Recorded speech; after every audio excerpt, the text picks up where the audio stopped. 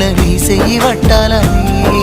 నల్లని సీకట్లో ఒకదాన్నే కూసున్న దిక్కులేని పచ్చినయ్యి బావా నువ్వెప్పుడొస్తావని ఏళ్ళైపోతుండే పిల్ల ఎన్నెలొచ్చింది మన బతుకులా ఏలైపోతుండే పిల్ల ఏలు వట్టంగా వస్తున్నాయా ఇన్నాళ్ళ ఎడబాటు ఎడవాసిపోతుందిలే ఈ సీనయ్య గుంటున్నదే సినదారా నీ కోసము ఈ దూరాన్ని చెరుపుతూ తీరాల తెగిరింది అందాల ఈ మానము